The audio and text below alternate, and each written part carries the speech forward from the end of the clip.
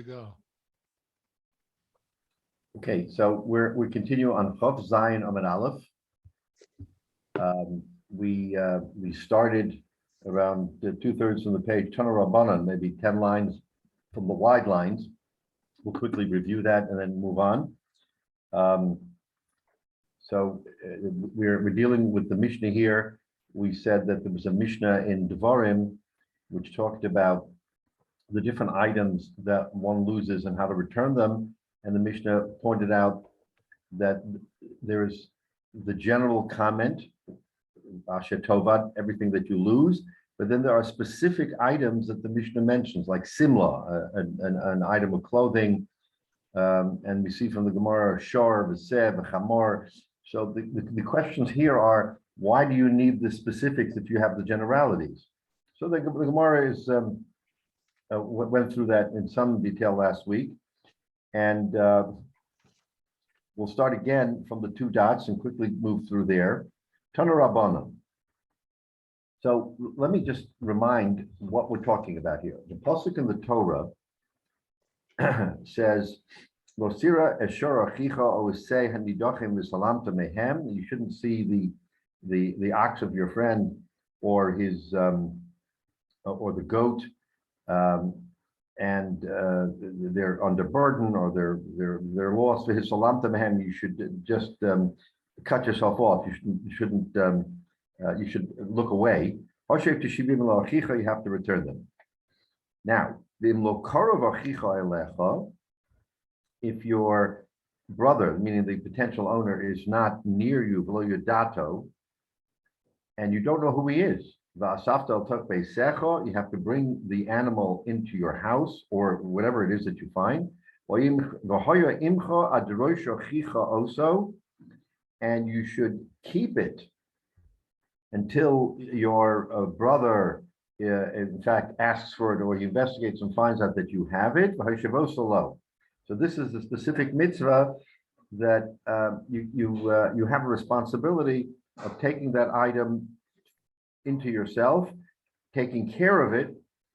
That's how far we have to go until your brother, so to speak,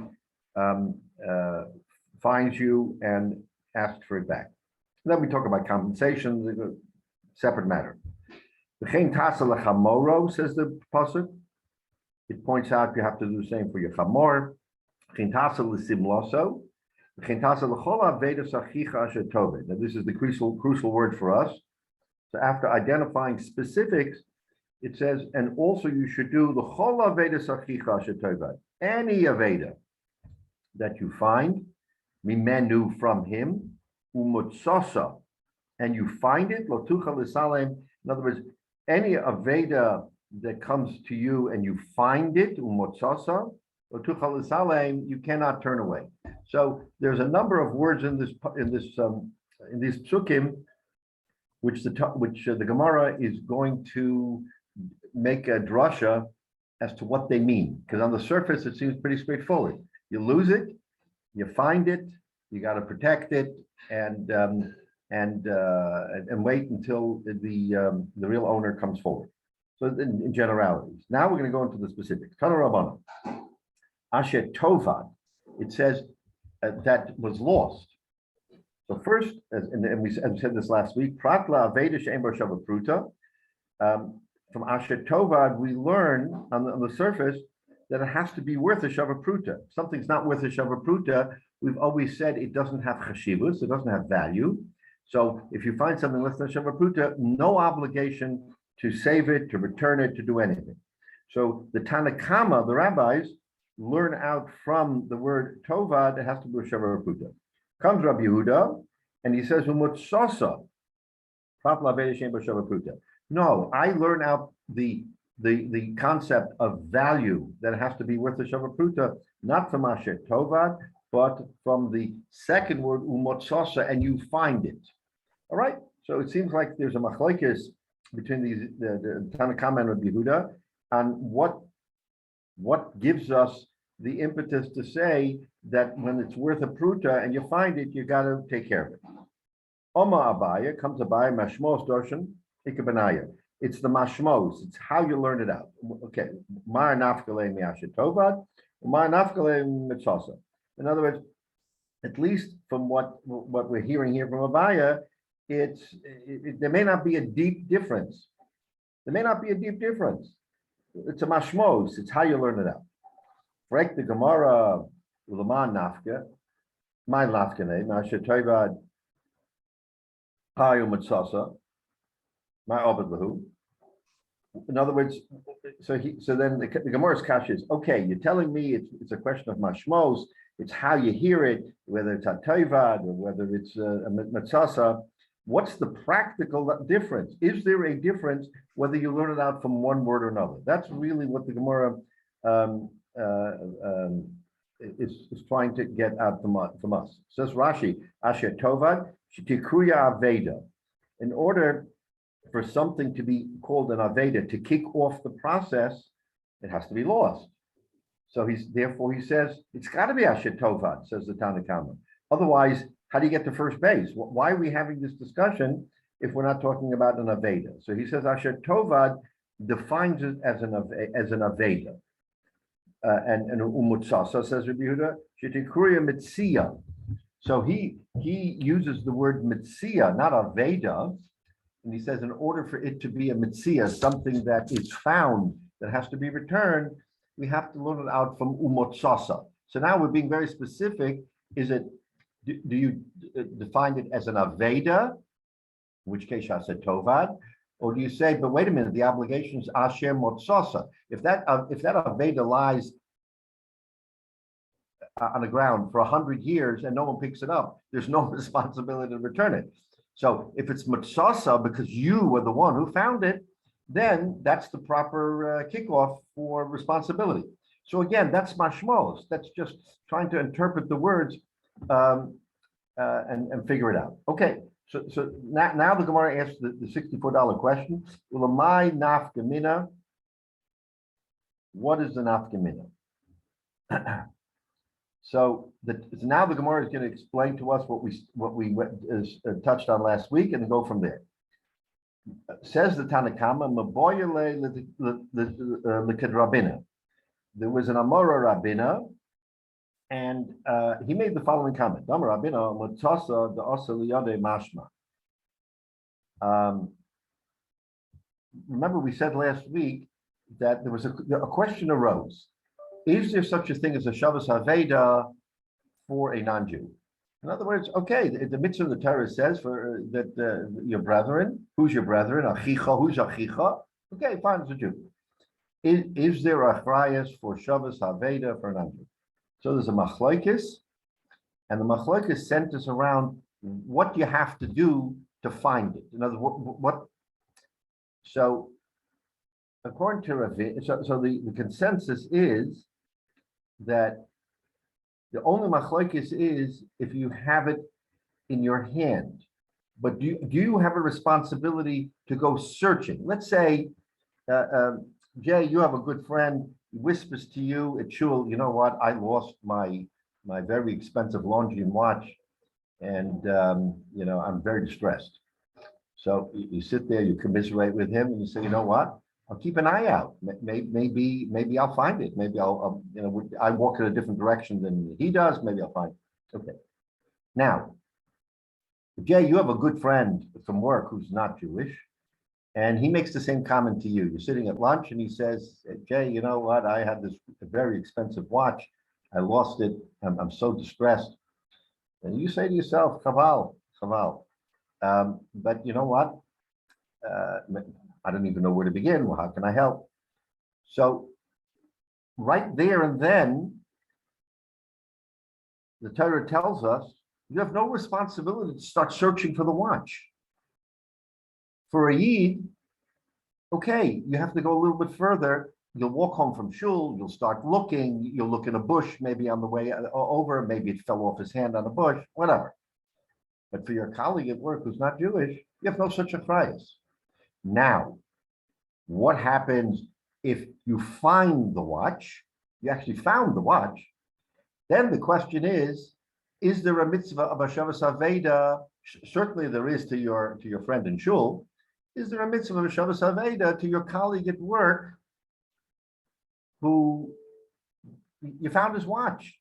What should you do? Should you return it? Is there a mitzvah? So comes Ravina, and Ravina says the following. He says, he says, we need the word asher tovad according to Ravina. Why? Because without Ravina, I wouldn't know whether or not you have to return that watch. Comes Ravina and says, you know what? The mitzvah of returning the watch is only for a yid. In other words, he is arguing on the point that, oh, wait a minute, there's no mitzvah of searching for it, but there is a mitzvah to return it if you have it. That's one possibility for your friend, for your non-Jewish friend. Okay, I don't have to go out of my way as I would for a yid, but if I find it, I should return it.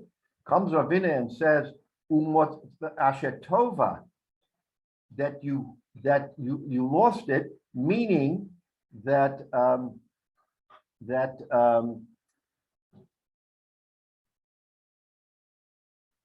Umotsasa, according to Ravina, means you already found it, and still you only have to return it to a yid. So you see from Ravina, that's what the Tanakama learns out. Tanakama learns out Shava Pruta from Asher Tova. So then the question was, what do they do with the Motsasa? Okay, so he says you learn it from Ravina. That Ravina tells us that when you find it, you have to return it only to a yid, meaning you're not searching anymore. You found it. You still don't have to return it to a yid. That's what Ravina teaches us, and that's what the Tanakama learns out from Umutsasa. Okay, so now we've answered the question that the Tanakama learns Shava Pruta from Asher Tovad and learns like Ravina that you don't have to return it to a non-Jew from Umutsasa. Rabbi, excuse me. I'm just curious about something. Before the Torah was given, what would the situation have been at somebody who came from Adam down through Yeshiva, Shame Aver. Yeah, Shane Aver, would they have the same requirement for any human being that was created? Why did the giving of the Torah then make a distinction? I don't know if it's a crazy question or not. No, but they didn't have any obligation at all. Yeah, I mean, The obligation not to steal from somebody, but that wouldn't necessarily mean an obligation for B'nai Noach to return something they found. Yeah, I mean, Hashem Teshivim that's a chiddush of the Torah. All these chidushim of the Torah, absent the Torah, there was nothing there. So if someone between, let's say, Adam and Noach, or Adam and Avram, or later, would it have entered his mind to return something to somebody? I mean, I don't know. I mean, clearly these are chidushim. These are sophisticated positions of halacha that the Torah introduced to do the right thing. Doing the right thing wasn't necessarily part of the mahus of the B'nai Noach or of anybody who lived in that period of time. So but they did have obligations. No, David, yeah. They did have obligations to set up courts of justice, which may have established rules like that too. They may have established, maybe you're right there. Maybe the courts of the system would have established something. But on the look at modern day. We had the example. I think it came up on Shiur a couple of weeks ago where money literally fell off a truck and people were taking. So the people who saw this just came off the truck. Those people were accused correctly of stealing. They had to return it. But if you a day later found some money lying on the street, you wouldn't have any obligation. It's under normal civil law. So is it fair to say that there was no equivalent to Torah Shebaal Peh before the Torah was given that came down even besides the literal Sheva Mitzvahs B'nai Noach? There clearly wasn't. No. The Torah Shebaal Peh was something that was developed certainly centuries later. So you're right there. But it's a good point as to whether or not if you're creating a court system, did the courts have the vision and the foresight to maybe include what we know to be some of these halachas incorporated into the common affair?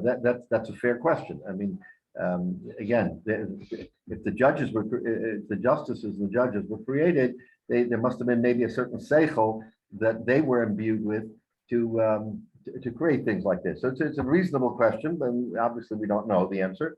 But certainly there is this discussion as whether or not you have this obligation to a non-Jew.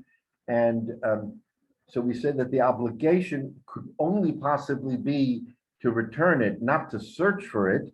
Comes the Tanna Kama and says that umutsasa excludes the non-Jew from being required. You can or mishim, the relationship between Jews and non-Jews. You can always posture a reason why someone might do it, but we're talking about halacha. Do you have to do it? So the answer is no, and he learns it out from Mitzasa. Now, Frank the Gemara, Laman, the Nafkalim Mitzasa, Rabbi Yehuda learns it out from Shavar Pruta from Mitzasa. Hi Shetovid my Ovidle. What does he do with the words Asher Tova? Clearly, there are these words Asher Tova, and what is he doing with them? So we said that Maboyale, he needs the word Asher Tova like Rabbi Yochanan, first wide line, the Amar Rabbi Yochanan, because we had another issue. Remember, we said that the halacha is that when is a person miyayish?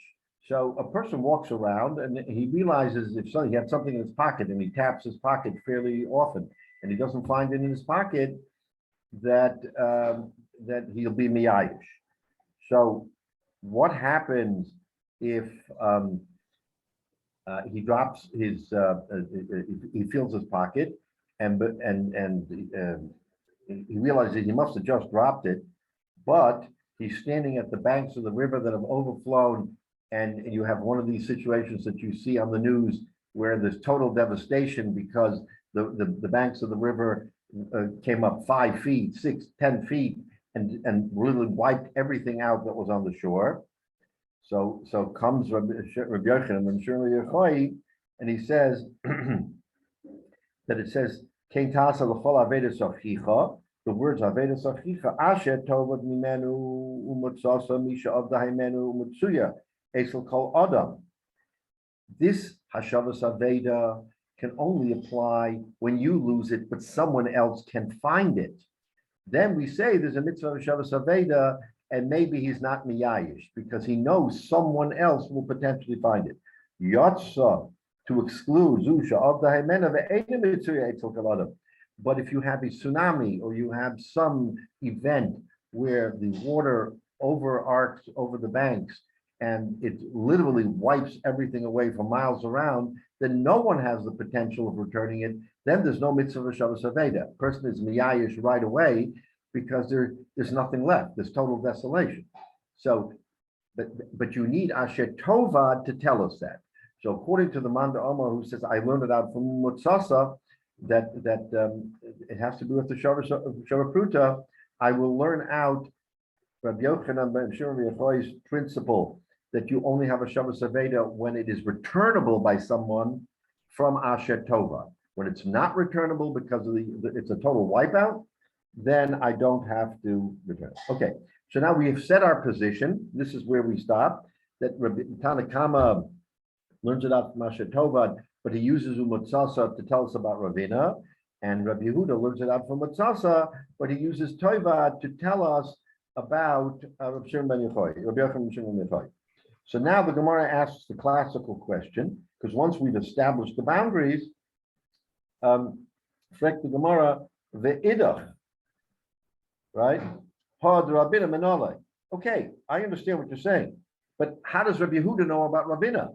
If Rabina was presented by the Tanna Kama as the reason why it's Asher Tovad, and you answered me that Asher Tovad, according to Rabbi Yehuda, is Rabbi Shimon ben Yochai, then how does Rabbi Yehuda know the principle that Rabbina is telling us, that you only have to return to a Jew and not a non-Jew, even if it's already found in your hands, not that you have to search it? Where does he know it from?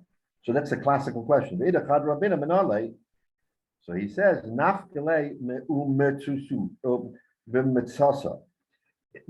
it should have said in the pasuk. Let's look at the pasuk. The pasuk should have said, you found it. So he's saying mitzasa, the extra vav. It's superfluous, and no letter in the Torah is superfluous. So he says, from the extra vav of a mitzasa, I learn out Ravina. Okay, so he finds a source. The idach. What about the Tanakama? They learned it out from Ashetova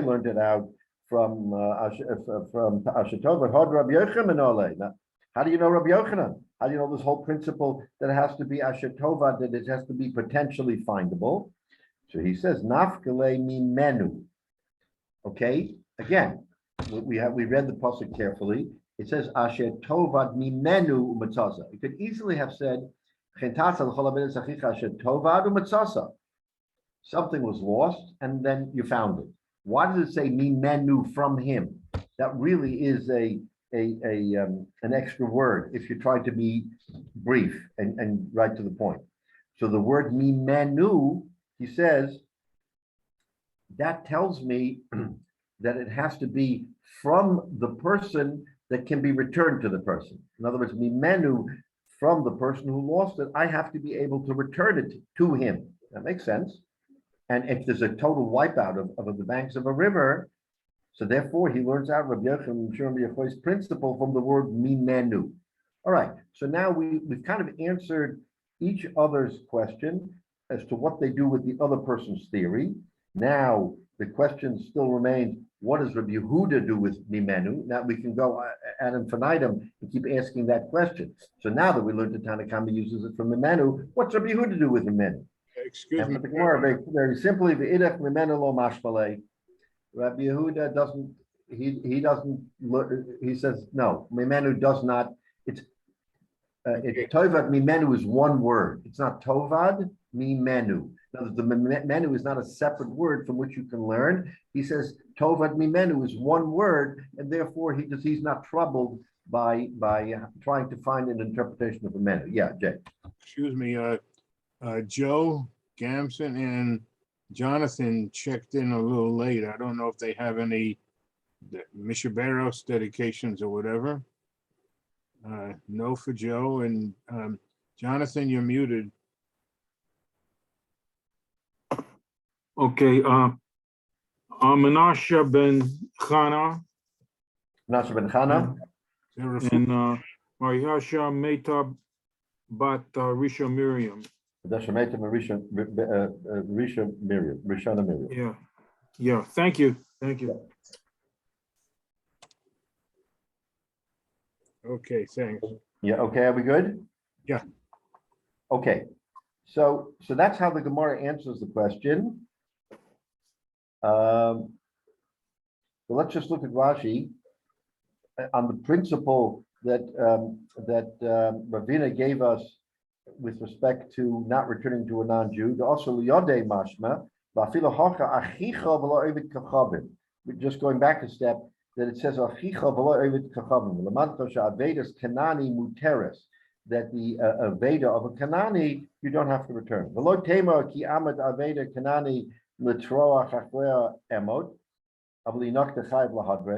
And you can't ask, okay, I get it if you have to search. So you don't have to search for the Aveda of a Kanani.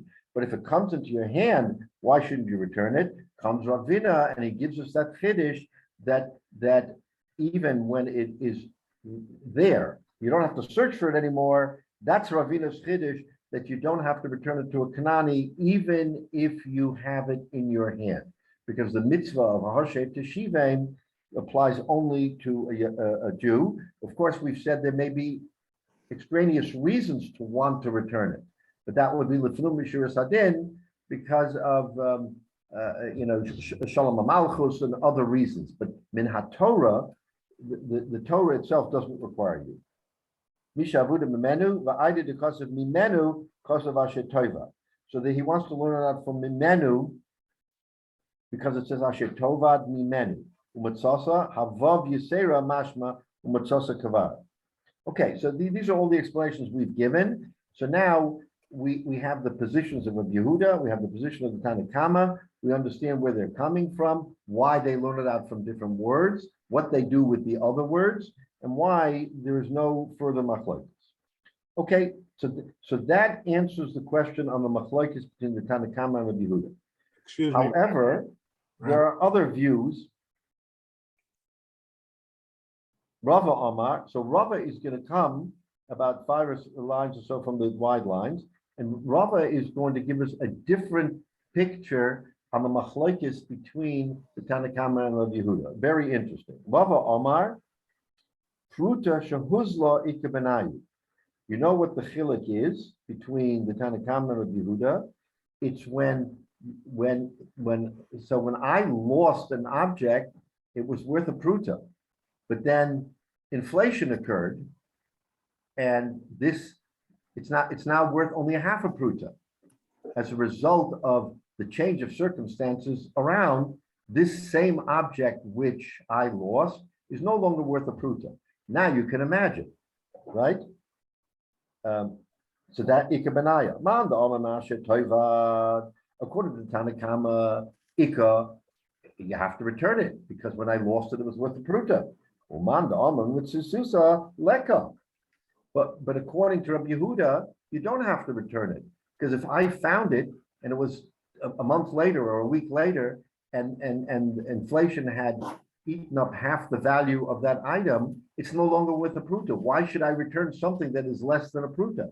So he wants to posit the machlokes between the Tanakama and Rabbi Yehuda on the value of the item and if and when it depreciated in value. I mean, when you think about it, it makes sense.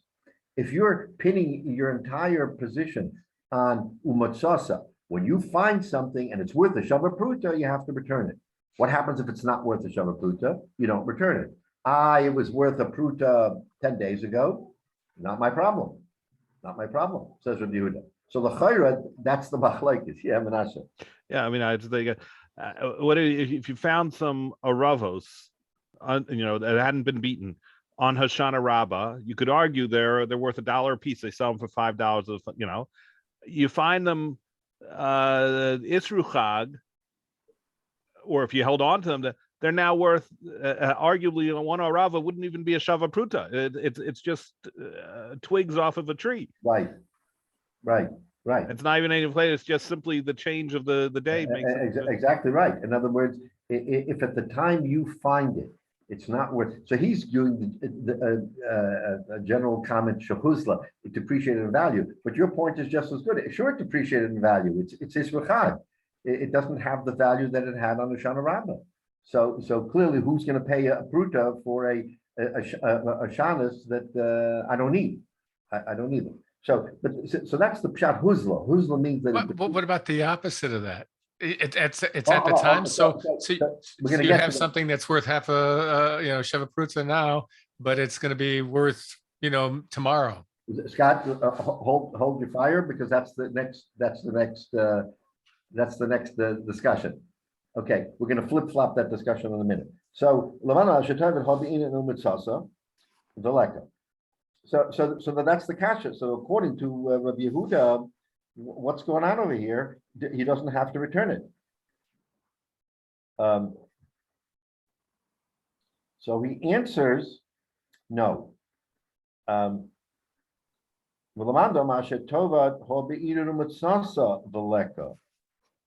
You can't make that chilik because even the Tanakama who says Asher Tovad, and when it was Tovad, it was worth a pruta, right?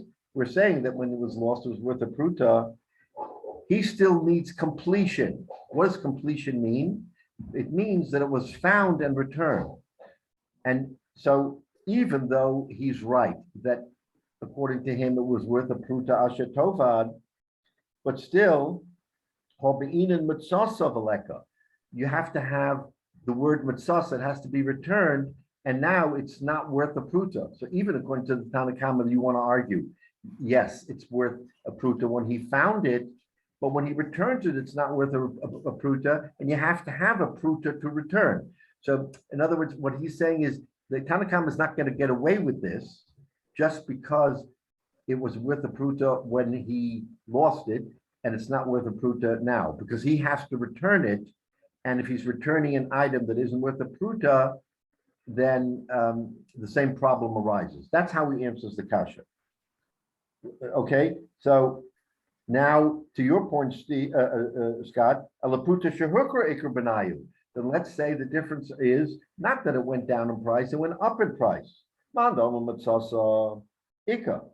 So it was worth less than a pruta when it was lost, but inflation turned it into a pruta. So umatzasa ika, you have a matzasa, umandama shetovat leka. So now you have the flip-flop case, you have the flip-flop situation. Doesn't make a difference. Gemara gives the same territory. So the mandama matzasa hobina shetovad veleka. So according to the mandama who says that you have to have a pruta when you find it, but in order to return something that is worth a pruta, it had to have, according to this, it had to have been worth a pruta when it was lost.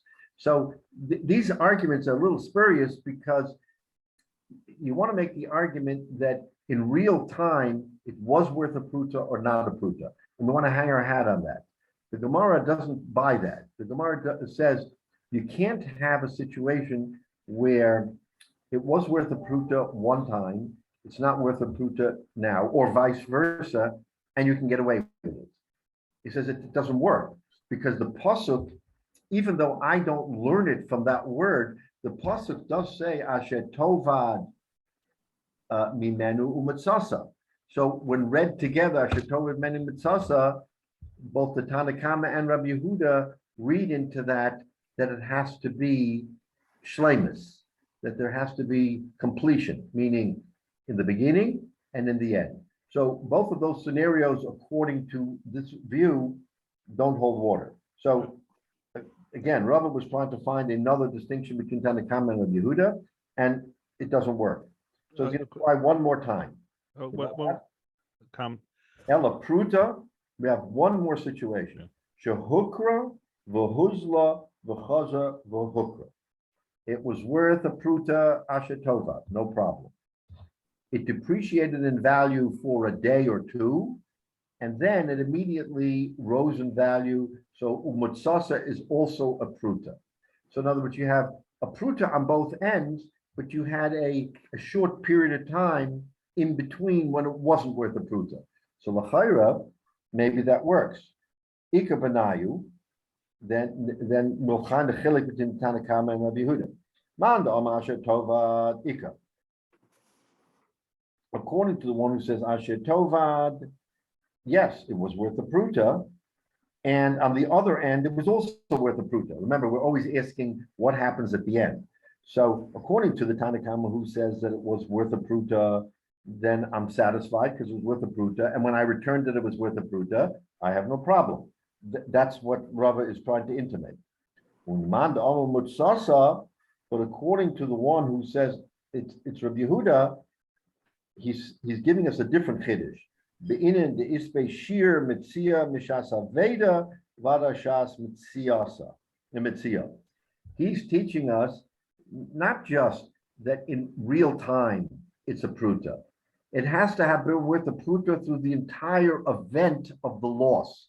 So according to Rabbi Yehuda, if it was worth a pruta, diminished for a day, and came back to a pruta, it would not require returning. But according to the Tanna Kama, since you have it in the beginning and you have it in the end, that's sufficient. Yeah.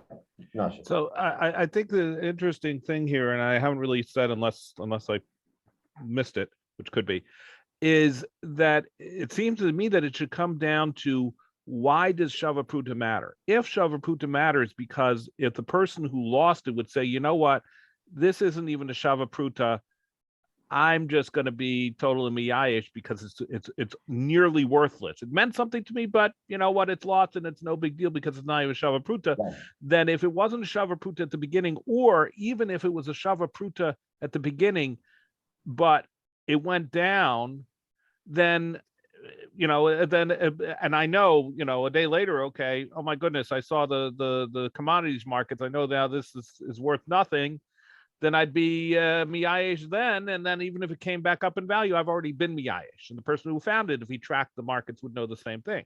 But if the reason for the shava pruta is that the person who finds it would say, you know what, this is at this point of value to somebody, therefore I should try to return it to make them whole, then whether it was a shava pruta or not at the beginning wouldn't matter. But at the point where if it dropped in the middle, but if at the point that I found it, it's worth a shava pruta, then it's my obligation to return it. Right. So let's, you make a good point, but let's think of it more in the general picture of things. You own an object. We're saying shava pruta, and of course, we're dealing with something that's very small. But you own something that has value, and we're not talking about from today till tomorrow. So you own something of value, and then you, like everybody else, reads the papers, and you just learned that this item of value has just become totally insignificant because of the bankruptcy of a huge company in China. So now what you thought was worth something it's useless paper. So you're a practical guy, and you say, you know what am I wasting my time for? The reason why I wanted this is because it had some value and I could use it. It clearly has no value. I just read in the paper that everything so forget it. Here, I'll take it. I have no need for it anymore because there's nothing I will do it. I'm not sentimental. I don't need it for sentimentality purposes. So it's a strictly economic decision. Okay, so what is the Torah telling us? The Torah is telling us that you have to look at things through the lens of something that is not sentimental, but something that's practical. When is a person miyayish or not miyayish? If someone, so under certain circumstances, clearly it may have sentimental value. But if someone has something of value, which just clearly has become the value, so it is of no use to him anymore, the Torah is telling us that a person's mindset is, oh, forget about it. What am I even trying to get this thing back? I have no use for it. Maybe it has sentimental value, yes, but from a practical standpoint, I have no use for it at all. So the Torah is speaking more in objective terms of what someone who has something understands its value.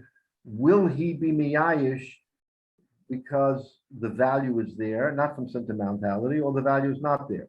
So in those broad strokes, the Torah is telling us, you know what, in this machlokes in Tanna Kama and Rabbi Yehuda, depending on where in the cycle it lost its value, we can argue, yeah, asher tova. He lost it. He thinks he'll recover it. He has a reason to want to recover it because it has value. So he's not going to be miyayish. Okay, fine. Then the Gemara posited all these reasons why, if it valued or devalued or whatever the case may be. And the Torah makes a very important point that even the one who says asher tovad, so his emphasis is on the loss, he still requires it to be found. And if the person who loses it and was not miyayish in the beginning because it clearly had value, and then he saw it totally depreciate in value, he's going to be miyayish later because now what does he need it for? He doesn't need it to be returned to him. So that's kind of the reason the Torah is, in these broad strokes, telling us that you can't make that distinction between whether or not it was valuable at the time you found it or at the time you lost it. The chiddush here in the last case is that the Tanakama, according from what the Gemara is telling us, would have no difficulty in saying that you have a responsibility to return it if it was a shava pruta in the beginning and a shava pruta in the end when you found it, even though in the middle there was this blip, but markets improved, and all of a sudden there was a white knight who came in and bought out this company, and this piece and this whatever you have that was became worthless, it all of a sudden is worth again, so that the person is not miyayish. That's a chiddush that the Tanakhama is telling us. So therefore, that's all fine and good. But again, the purpose, as for practical purposes, the Tanakh, the Rabbi Yehuda is saying that wouldn't work because the expectation is from the Torah he's learning. The expectation is that it's one event. Asher tovad mimenu u'mitzasa. From beginning to end, it's worth a shava pruta. So according to Rabbi Yehuda, if there is a blip along the way where it depreciated in value, that already means that he was miyayish. And if he was miyayish, he can't undo the yish. So according to the Rabbi Yehuda, he's giving us the understanding that when something devalues and a person in his own mind says, forget about it, what do I need it for? That yish already controls. And therefore, if later becomes improved, you can't un-miyayish. If you're miyayish, then fine. Then someone now owns it and finds it from what's also. Remember, he found it after the years. He didn't find it before the years. If he found it before the years, he clearly has to return it. But he found it after the years, even though when it was lost, he didn't know anything about it when it was lost. It was lost, it was worth a Metzia, it was worth a pruta. He comes along and finds it, and oh, wait a minute, I found something, I just read in the paper, it's not worth a cent. Okay, he picks it up. So clearly there's yish here, according to Rabbi Yehuda. There's automatic yish. If there's automatic yish, then Motsasa no longer helps if there is value because you can't undo the yish. So the Gemara is trying to give us Rava is trying to say, what's the chilek between the Tanakhama and Rabbi Yehuda as a practical matter? If you rely on Asher Tovad or you rely on Lutzasa. So he found a practical difference that if there is yish between the losing and the finding, then that yish stays. But according to the Tanakhama, we don't rely on that. We say that if it was lost and it was a pruta and it was found it was a pruta, he argues the point and says we don't necessarily hang our hat on what might be yish in between, and that's a big chiddush because l'chayra Rabbi Yehuda should be correct. If someone is miyayish between the values, you can't undo yish. It's the Tanakhama who is telling us that no, I don't accept that as long as the beginning and the end are okay, the middle doesn't matter.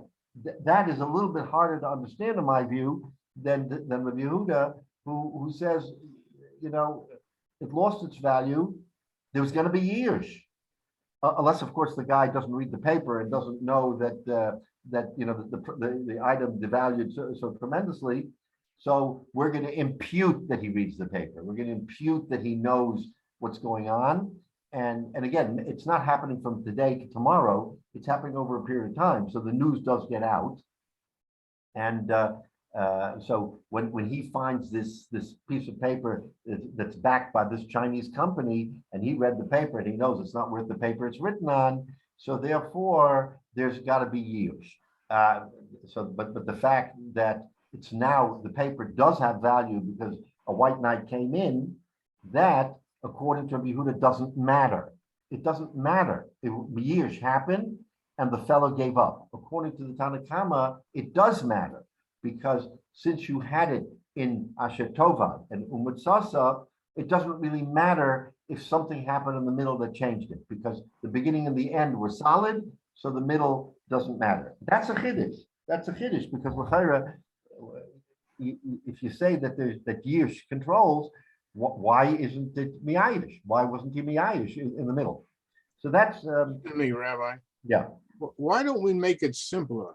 When something gets lost, if he decides he's not going to find it, it doesn't almost matter how close to a pruta the price is. But once he goes through it in his head, he says, it's finished, I lost it. I'm not going to start looking at the paper and all of that. When he says miyayesh, initially he doesn't need to start with the analysis of let me follow this to see maybe I shouldn't have done. Once he does years right away, which is the more common situation, it's finished. We don't need all these complications.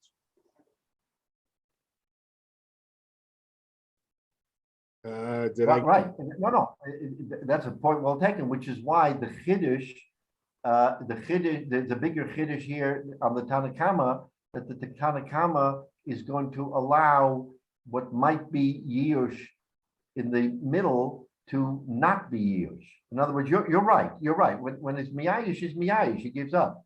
So that would be the Chiddush then right away. Stop going through all kinds of combinations and analysis that might be 3 months or 6 months. The Chiddush would be, once you do it, you're lost, you know its value, and you're finished. The story's over. Why is the whole Chiddush adding all kinds of complications when they're not needed? Right. So you're right, but that's the in generalities, you're correct, but that's what the Torah is coming to be machadish us. The Torah is going to machadish that it's not that simple, that there's automatic years, and therefore a person will give up, depending on which view you look at, the Tanakama or Rabbi Yehuda. Now, he could have been Miyayish anyway, by the way, Jay. Forget about the Pruta part of it. He could have been Miyayish because he couldn't find it in his pocket. He could have been Miyayish. And in which case, maybe 9 times out of 10, that Yish will apply. The Torah is really digging into the weeds here to let us understand the pshat in the pasuk, from the simple terms of the pasuk. What obligation do you as a finder have if something is worth a pruta and you don't know if he was miyayish? Are you chayiv to announce it?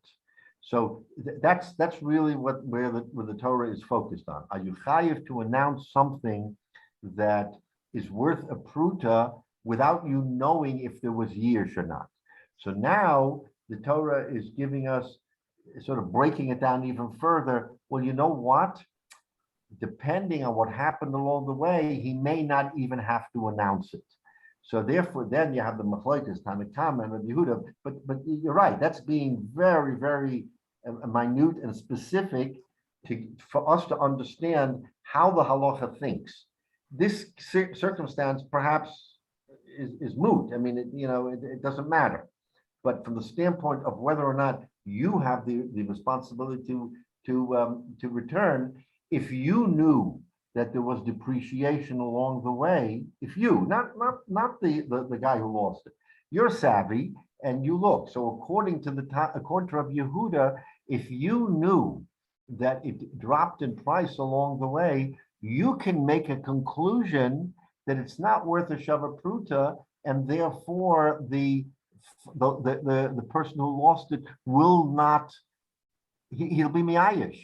So that's on you now. In other words, you're the one who's going to have to say, what should I do? Should I clap on the stender and say, I found such and such? Why should I do that? He was surely miyayish. This thing wasn't worth a plum nickel. It wasn't worth a penny. So that's the chiddush here. I think that the Torah is coming to tell us, is you have to look at it from the eyes of the finder and what he knows, whether he has to return it or not. Not the eyes of the loser. Not the eyes of the loser. Exactly. All right. So now we finish this shtickle Gemara, and we basically have 2 ways of looking at the machlokes of the Tanakama of Yehuda. The first was what we discussed about, that each one hangs his hat on a different principle, the principle of Shabbos Aveda, whether you give it to a goy or not, or the principle of whether you have a Shabbos Aveda when there is a overflow of the banks of the river. And then there's a second view that had nothing to do with that, that basically the machlokes between the Tanakama and Rabbi Yehuda is whether or not the item in question has value throughout the entire period of loss to find, and whether the person who finds it and knows the distinction, according to the Tanakama, still has to announce it because it was and it now is worth a Shabbat.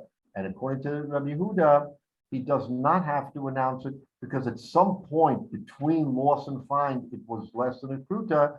Therefore, the finder can justify and say that there was yish. I know there was yish because it wasn't worth anything, and therefore I don't have to return it. So that is the machlokes. We'll leave it with that. So again, we're going to start with a different sugya, but let me just introduce the sugya because it takes us in a totally different direction. We said in our Mishnah that a simla, a garment, why is it mentioned over and above the word atovad? Because it comes to teach us that anything that has simonim and ownership, right? Simonim and tovim and ownership, chayiv lahakris. Anything that has a potential simon that one can announce, or it has ownership, in principle, that's something to return. Forget about yish and all these other things, but that's the principle. The Gemara at the very bottom line of Chav Zayin and Aleph asks a simple question. Iboyelahu, I have a question. Simonim doraisa o drabanan. Is this point of simon that, oh, I'll have a simon and therefore you can return it based on a simon, is that minat Torah or is that a rabbinic edict? Simple question. Doraisa drabanan. Frek the Gemara, my nafkamina. What difference does it make if it's Doraisa or Drabanan? Good question. So on the top of Chav Zayin Amud Beis, we'll give this one example and we'll sort of get into it. Lahadure get isha b'simonim. Okay, Reuven wants to divorce his wife Leah, and she's living in another city.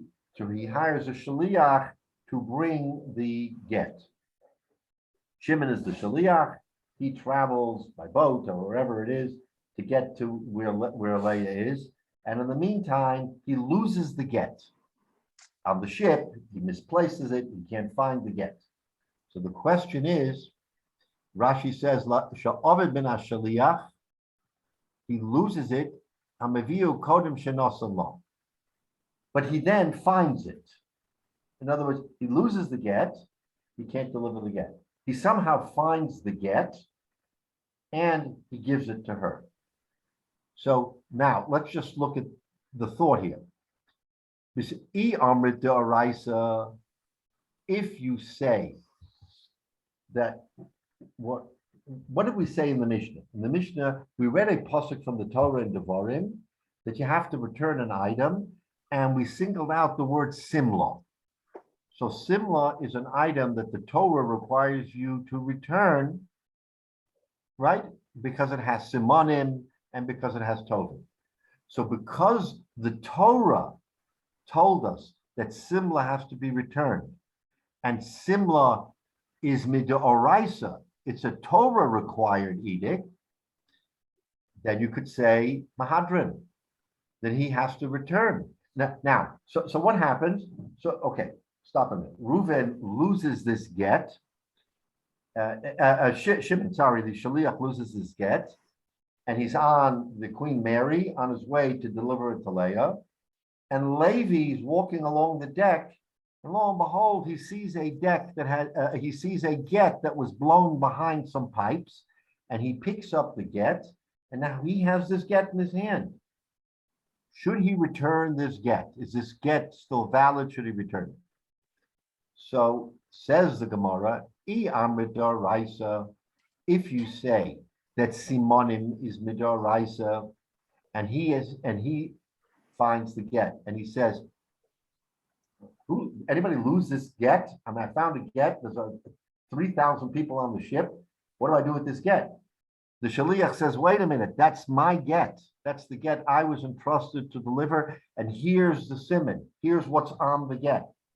So, oh, okay, so it's your get. but so if you say it's midoraisa, because the Torah says that siman is right through simla, then mahadrinim. But the Amr Rabbanan, but if you want to say simanim are only midrabanan, in other words, I don't learn it out from that pasuk of the Torah. I say that a siman is only a tekanta de rabbanan. How could you return the get? A tekanta de rabbanan is only on, the Gemara will say in a minute, is only on mominus, on commerce, not on arayas. In other words, midoraisa, you can't take a takanos chachamim and say it will undo a deraisa. What is a deraisa? A get. A get is something that is of a level that it is Torah ordained. So a mere rabbinic decree can't undo something that is midoraisa. So Rashi says, takanta lekama bishmat mefarish lei. So the Gemara says, ki avra but takanta b'mamona avol isura, but on matters of isur, which means what? A woman marrying on the basis of the get, that's called isurin. Lo ovid rabbanon takanta, the rabbis did not make it takanta. So what is the Gemara telling us? The Gemara is telling us that whether simanim is a doraisa or rabbanon is of monumental importance. Because if it's a doraisa and you learn it out from the pasuk of Simla, which is a Torah pasuk that says simanim can be used to return a Simla, then of course it's doraisa, and of course you can return it and divorce the woman because it's a doraisa, it's okay. But if you say, I don't want to learn simanim from this pasuk, no, that pasuk isn't strong enough. I say that it's a takonis chachamim that simanim are you base a return on simanim. So if a person finds that get, and it's only takonis chachamim that he has to announce it, then of course you can't divorce her on that basis, because even if he returns it to him, it's questionable, is that his get or not? Maybe it's the same people, right? Remember, we've had so many instances where Reuven and Leah in Chicago, or Reuven and Leah in Timbuktu. I mean, once you lose a get, the Gemara in Gittin, which we'll quote again next week, Barfalan, unless you find it in the instant that it was lost, you can't use it anymore. Now it becomes suspect as to whether or not, and since it's Isurin, right? Ishus is Isurin. For a woman to remarry on the basis of a get, Chas v'sholom, if it's not a correct get, then she's an Eishes. So you can't rely on it. So now you see how vitally important this question is, whether Simonim are Doraisa or Drabanan. So I just wanted to whet the appetite because there's a lot going on here in this Chav Zayin and the Beis, which we'll talk about. But that's the inyan. The inyan is whether or not you lose on a matter of as important as a get. If the get is lost, it doesn't have to be just a get. He's using get as an example of Deraisa Drabanan. But it's if it's a Drabanan, you can't lift it to the level of a Deraisa and say, Drabanan, I'm going to allow a Deraisa to happen. Couldn't he have gone when the ship docks and he has the get back in his hand? He's an aide that the husband gave the get. Can't he go to a New York Besdin if that's where the ship lands and say, I need you to write a new get? Here's what happened. Those are other questions. Yeah, I mean, different line of thinking here, whether or not, but remember, the husband is way back in city A across the ocean. So it's not enough for the shaliach to come and say, by the way, this is the get, can you rewrite it? It's got to emanate from point A, the husband who is off somewhere else. So now you can rewrite a get, but the process has to start all over again, where he has to write the get, send the shaliach, or come in person. The problem here is that that could take a year or two or whatever. Yeah. So just looking at it from the standpoint of what happened here, he sent the shaliach lost it, someone found it, and the finder announces it, and the fellow says, oh, that's my get. Have you broken the chain? And therefore you can no longer give the get. Teretz is, it depends on whether it's deraisa, simonim deraisa, or derabanan. If simonim deraisa, no problem. If simonim derabanan, big problem, because now you want to take a rabbinic decree and superimpose it on isurin, which is strictly deraisa. Correct. All right. I mean, it just shows you how this may be something that in our wildest dreams you wouldn't think about. But you see how the Gemara plumbs the depth of the halacha to give us an understanding in great detail that what are the nuances here? Deraisa, Rabbanan, of course, it's a good get. What's the likelihood that the get wasn't? What's the likelihood that this wasn't the right get? 99.999. Okay, so go with it. What's the big deal? Teretz is, it is a big deal. If the Torah tells us something, and that something is something we live by, then even though there is a mahus, fraction of a percent that you've missed the target, it's enough to derail it. I mean, that's very powerful, when you think about it, because it changes lives. But the Torah wants to be by isurin. How careful the Torah is, you can't lose the chain of custody, etc. And by the way, we have this in our secular law too. Lahavdil is this chain of custody issue. Forget about Gittin or anything else. If you have evidence and that evidence somehow gets lost, then there's a serious question. Even though it's impossible, it could be anything but this. It's a chain of custody issue, which is taken from the Torah. That the courts will say, wait a minute, you broke the custody, even though it's beyond reason that you're right. I can't implement and allow this evidence to come in. That's taken from this pasuk in the halacha, is whether or not something like this, deraisa Rabbanan, can happen. So the Torah pasuk does say l'chol avedas achicha in addition to simla. It's not just simla. It's not just chamor. It says l'chol avedas achicha. So Right. But remember, David, that the kasha was, if it would say l'chol avedas achicha, I'm good. Why does the Torah single out on top of avedas achicha tell us something that we already know? We know simla is avedas achicha. We know it's part of avedas achicha. Why did the Torah go to extra lengths to tell us about chamor and simla and shor and set? So because of that extra word, we are now learning a drash which would never have come into our minds to discuss. What do you mean, deraisa and the Rabbanan? It says l'chol avedas achicha. I'm not distinguishing between anything. Comes the Torah and tells us that since I use the word simla, and the properties of simla are simonim, and tovim, meaning something that has a siman and an owner.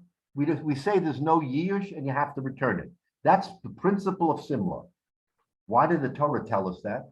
It could have been silent and never used the word simla.